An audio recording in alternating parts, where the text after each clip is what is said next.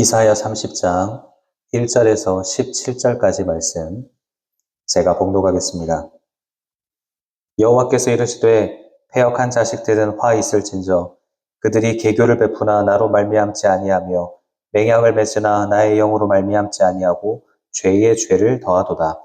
그들이 바로의 세력 안에서 스스로 강하려 하며 애굽의 그늘에 피하려 하여 애굽으로 내려갔으되 나의 입에 묻지 아니하였도다. 그러므로 바로의 세력이 너희의 수치가 되며 애굽의 그늘의 피함이 너희의 수욕이 될 것이라. 그 고관들이 소안에 있고 그 사신들이 하네스에 이르렀으나 그들이 다 자기를 유익하게 하지 못하는 민족으로 말미암아 수치를 당하리니 그 민족이 돕지도 못하며 유익하게도 못하고 수치가 되게 하며 수욕이 되게 할 뿐임이니라. 내겝 짐승들에 관한 경고라. 사신들이 그들의 재물을 어린 나귀 등에 싣고 그들의 보물을 낙타 한 장에 얹고 암사자와 수사자와 독사와 및 날아다니는 불뱀이 나오는 위험하고 곤고한 땅을 지나 자기에게 무익한 민족에게로 갔으나 애굽의 도움은 헛되고 무익하니라. 그러므로 내가 애굽을 가만히 앉은 라합이라 일컬었느니라. 이제 가서 백성 앞에서 서판에 기록하며 책에 써서 후세에 영원히 있게 하라. 대저 이는 패역한 백성이요 거짓말하는 자식들이요 여호와의 법을 듣기 싫어하는 자식들이라. 그들이 선견자에게 이르기를 선견하지 말라. 선지자들에게 이르기를 우리에게 바른 것을 보이지 말라. 우리에게 부드러운 말을 하라. 거짓된 것을 보이라. 너희는 바른 길을 버리며 첩경에서 돌이키라. 이스라엘의 거룩하신 이를 우리 앞에서 떠나시게 하라 하는도다. 이러므로 이스라엘의 거룩하신 이가 이같이 말씀하시되 너희가 이 말을 업신여기고 압박과 허망을 믿어 그것을 의지하니 이 죄악이 너희에게 마치 무너지려고 터진 담이 불쑥 나와 순식간에 무너짐 같게 되리라 하셨은즉 그가 이 나라를 무너뜨리시되 토기장이가 그릇을 깨트림같이 아낌이 없이 부수시리니 그 조각 중에서 아궁이에서 불을 붙이거나 물 웅덩이에서 물을 뜰 것도 얻지 못하리라. 주 여호와 이스라엘의 거룩하신 이가 이같이 말씀하시되 너희가 돌이켜 조용히 있어야 구원을 얻을 것이요 잠잠하고 신뢰하여야 힘을 얻을 것이거늘 너희가 원하지 아니하고 이르기를 아니라 우리가 말 타고 도망하리라 하였으므로 너희가 도망할 것이요 또 이르기를 우리가 빠른 짐승을 타리라 하였으므로 너희를 쫓는 자들이 빠르리니 한 사람이 꾸짖은즉 1000사람이 도망하겠고 5이 꾸짖은즉 너희가 다 도망하고 너희 남은 자는 겨우 산 꼭대기에 깃대 같겠고 산마루 위에 기치 같으리라 하셨느니라. 아멘. 하나님의 은혜와 기도의 응답이 있는 새벽 되시기를 주님의 이름으로 축원합니다. 이 시간 본문의 말씀을 가지고 먼저 하나님께 물으십시오. 먼저 하나님께 물으십시오라는 제목으로 함께 하나님 말씀 상고해 보고자 합니다. 우리 모두는 이 땅의 현실을 살아갑니다. 하나님을 믿는 사람이라고 해서 현실의 문제가 우리를 피해가는 것은 아닙니다. 믿음이 있어도 예상하지 못하는 일이 생기고 또 해결할 수 없는 문제들이 찾아오기도 하고 내가 감당하기 벅찬 상황들과 마주할 때가 있습니다.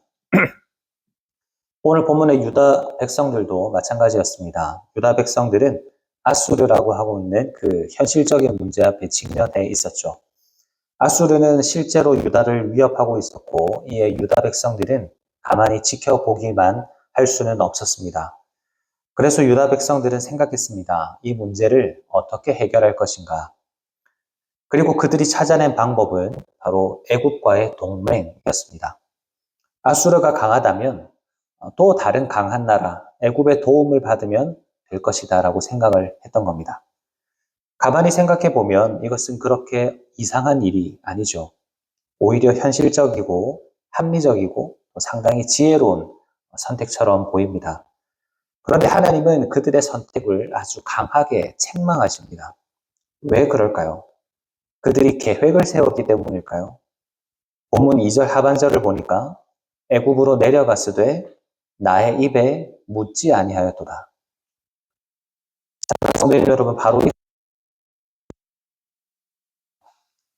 우리도 문제가 생기면 그것을 어떻게 해결할지에 대해서 방법을 생각하죠. 이걸 어떻게 해결할까? 누구에게 도움을 좀 받아야 하나? 이런 이 문제를 해결하기 위한 지혜를 우리는 스스로 강구합니다. 그런데 그 모든 질문보다 먼저 물어야 할 질문이 있다면 그것은 하나님께서 이 상황 가운데에서 내가 어떻게 하기를 원하시는가 하는 겁니다. 믿음은 현실을 무시하는 것이 아닙니다.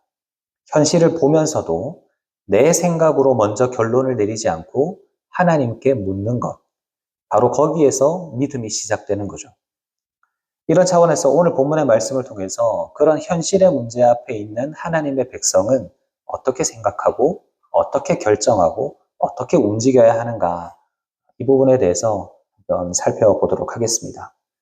먼저 첫째로 하나님의 백성은 문제 앞에서 어떻게 해야 하는가, 먼저 하나님께 물어야 합니다. 오늘 본문의 유다 백성들에게는 분명한 문제가 있다고 말씀을 드렸죠. 아수르라고 하는 문제였습니다. 아수르의 위협은 나라의 운명이 걸린 문제였고, 그래서 반드시 어떻게든 이 문제에 대한 해결책을 찾아야만 했습니다. 그래서 그들은 계획을 세웠고 방법을 찾았죠. 애굽과 손을 잡으면 아수르의 위협에서부터 벗어날 수 있을 것이다 라고 생각을 했습니다. 그런데 그 하나님께서 1절에서 이런 유다 백성들을 향하여 뭐라 말씀하시냐면, 그들이 계교를 베푸나 나로 말미암지 아니하며, 그들이 세운 계획이 하나님께로부터 나온 생각이 아니라는 겁니다. 2절에서는 더 분명히 말씀하시죠. 애굽으로 내려갔으되 나의 입에 묻지 아니하였도다. 하나님께서 유다를 책망하시는 것은 유다가 계획을 세웠기 때문이 아닙니다. 문제가 생기면 계획을 세워야죠. 도움을 구할 수도 있고 방법을 찾을 수 있습니다. 그런데 문제는 그 모든 일을 하기 전에 우리가 무엇을 먼저 해야 하는가? 그 전에 사실 하나님께서 원하시는 것은 하나님께 물어야 한다는 거죠. 유다 백성들은 자신들을 공격해오는 그 아수르를 바라보면서 또한 애굽을 바라봅니다. 자신들이 처한 현실을 계산하여서 가장 현실적인 답을 계산해내는 거죠. 그런데 정작 뭘 바라보지 않습니까?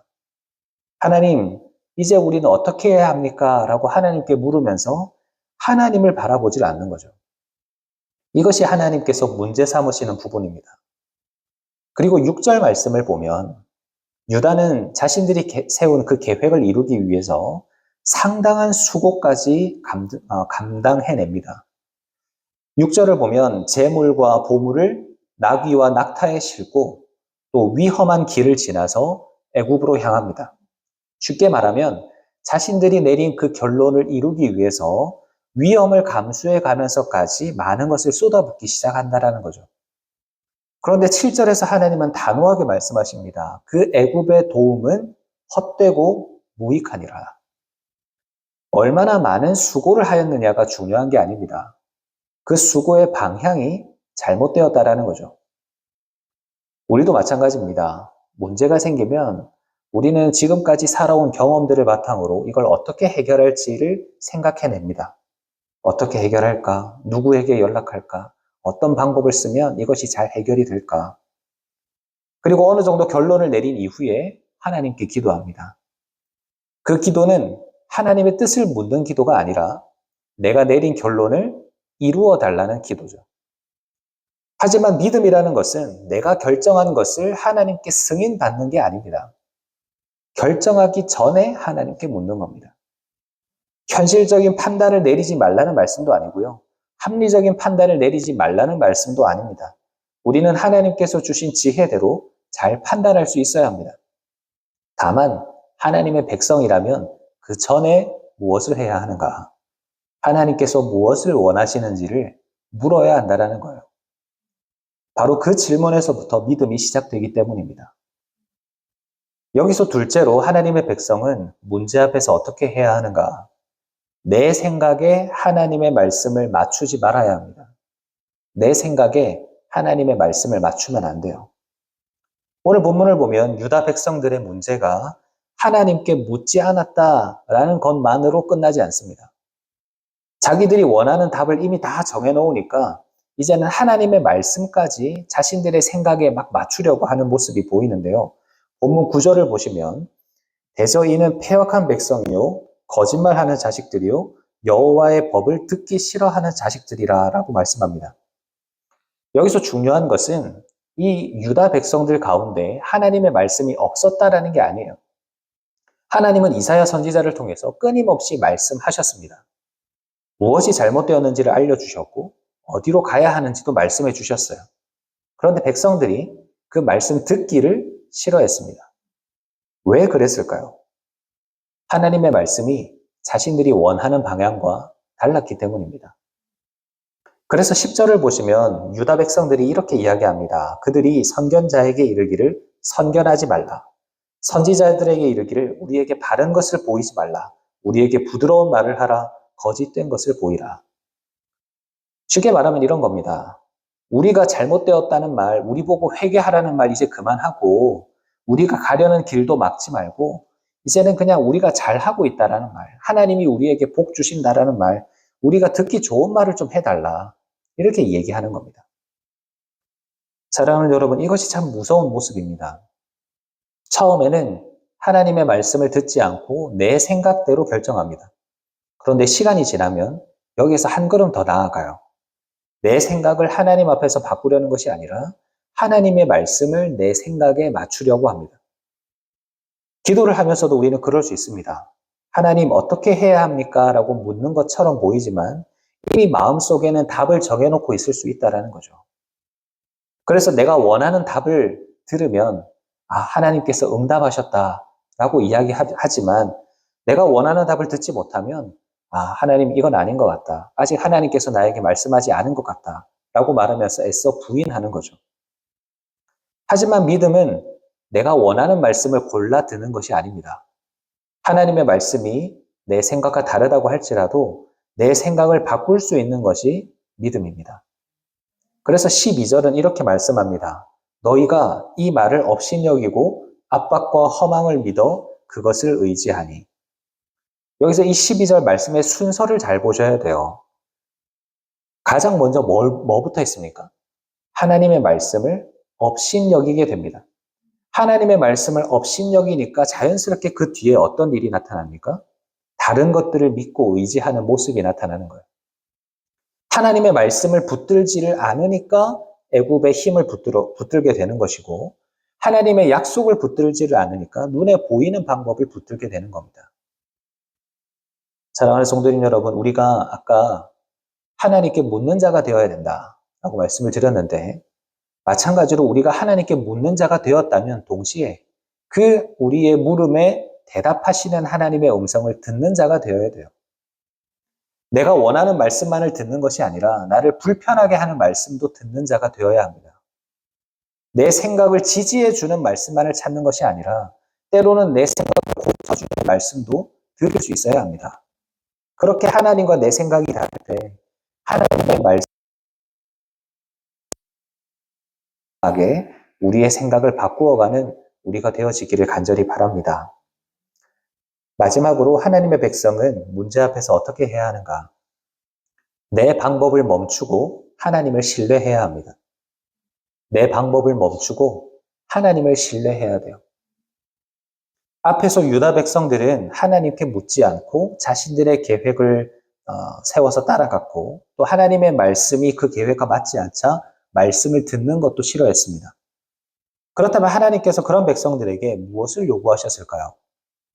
15절을 보시면 너희가 돌이켜 조용히 있어야 구원을 얻을 것이요 잠잠하고 신뢰하여야 힘을 얻을 것이거늘. 하나님께서 분명히 말씀하십니다. 돌아오라, 조용히 있어라, 잠잠하라, 그리고 나를 신뢰해라.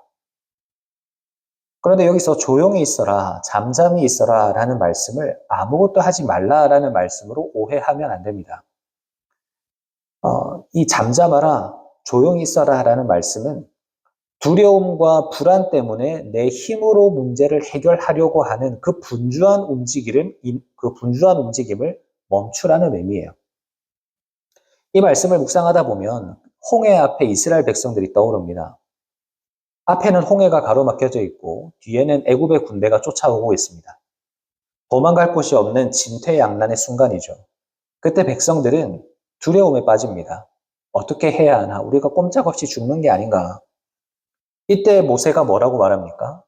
너희는 두려워하지 말고 가만히 서서 여호와께서 너희를 위하여 행하시는 구원을 보라라고 말합니다. 가만히 있으라고 이야기해요.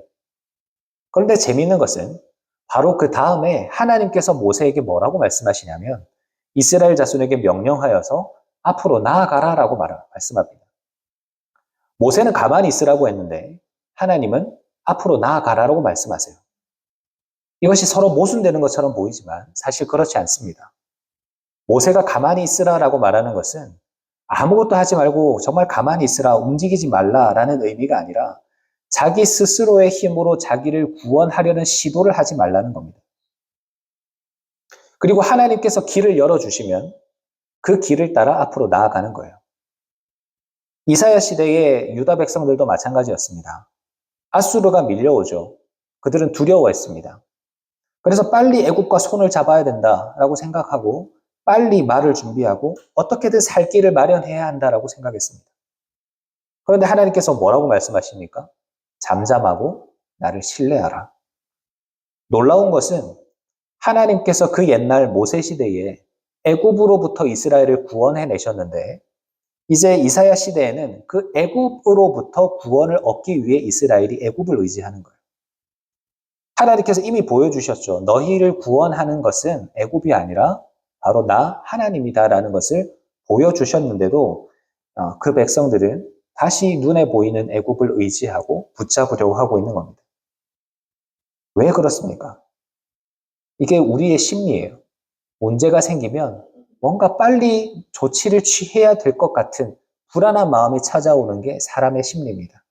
그래서 우리는 사람을 붙잡기도 하고 돈을 붙잡기도 하고 경험을 붙잡고 내가 생각해낸 그 지혜와 방법을 붙잡습니다. 그런데 하나님께서 뭐라 말씀하시냐면 그것들을 가지고 너희 자신을 구원하려고 하지 말고 나를 신뢰해라 라고 말씀하시는 거예요. 이 말씀은 아무것도 하지 말라는 말씀이 아니죠. 하나님의 뜻이 분명하면 우리는 그 말씀에 순종해야 합니다. 행함이 있어야 돼요. 하지만 하나님의 뜻이 분명하지 않다라고 해도 말씀의 원칙 안에서 지혜롭게 판단하면서 우리는 우리가 해야 할 일을 해야 합니다. 중요한 것은 내가 움직이느냐 움직이지 않느냐가 중요한 것이 아니라 무엇을 의지하면서 움직이느냐 하는 거예요. 무엇을 의지하면서. 유다는 이것을 하지 못했습니다. 그래서 15절과 16절 말씀을 보면 하나님께서 뭐라 말씀하시냐면 15절에 너희가 조용히 있고 잠잠하고 나를 신뢰해야 구원을 얻을 것인데 너희가 원하지 않았다라고 말씀하면서 16절을 보면 아니라 우리가 말 타고 도망하리라 라고 말합니다. 하나님은 잠잠하라 라고 말씀하시는데 백성들은 아닙니다. 우리가 더 빨리 달려야 됩니다. 이렇게 대답한 겁니다. 우리에게도 이런 말과 같은 존재들이 있죠. 내 경험이나 내 인맥이나 내가 가진 돈이나 여러 가지 방법들이 있을 수 있습니다. 하지만 하나님은 뭐라 말씀하시냐면 내가 먼저 움직이려고 하는 그 시도를 내려놓고 먼저 하나님께 묻고 먼저 그 하나님께로부터 말씀을 들은 이후에 그 하나님을 신뢰하면서 그 하나님의 뜻에 순종할 것을 요구하십니다. 여러분, 우리가 가진 힘은요, 내가 처해 있는 그 문제 앞에서 얼마나 빨리 대처해서 움직이느냐에 있는 게 아닙니다. 얼마나 빨리 움직이느냐가 내 문제를 해결해 주는 게 아니에요.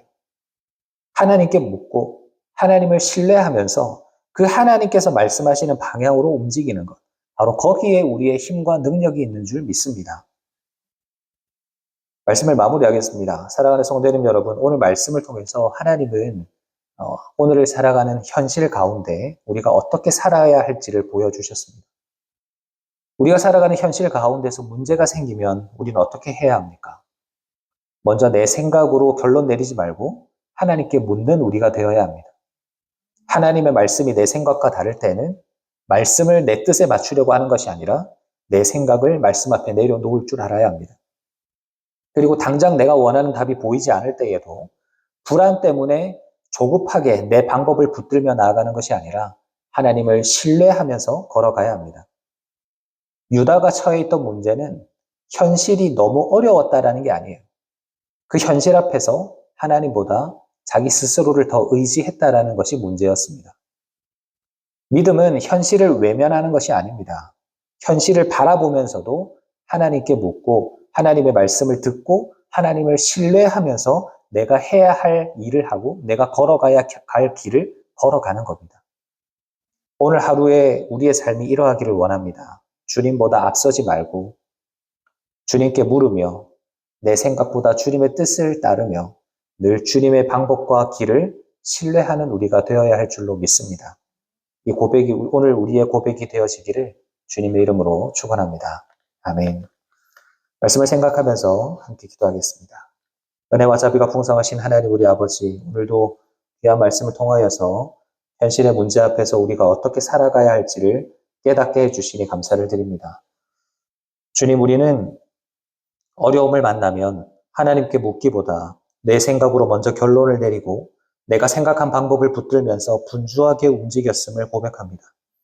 이제는 주님, 문제를 만날 때마다 먼저 주님께 묻는 우리가 되게 하여 주시옵소서. 내가 듣고 싶은 말씀만 찾지 말게 하시고 하나님의 말씀이 내 생각과 다르다고 할지라도 내 생각을 내려놓을 수 있는 믿음을 우리에게 더하여 주시옵소서.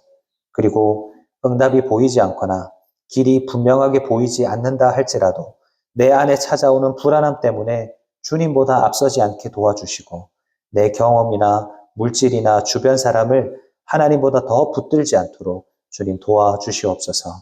우리가 해야 할 일에는 충실하되 우리의 힘이 오직 하나님께 있음을 믿게 하여 주시고 잠잠히 주님을 신뢰하면서 믿음의 길 걸어가는 우리 모두가 다 되게 하여 주시옵소서. 그렇게 주님과 동행하는 우리를 오늘도 지켜주실 줄 믿고 감사드리며 살아계신 예수님의 이름으로 기도하옵나이다. 아멘.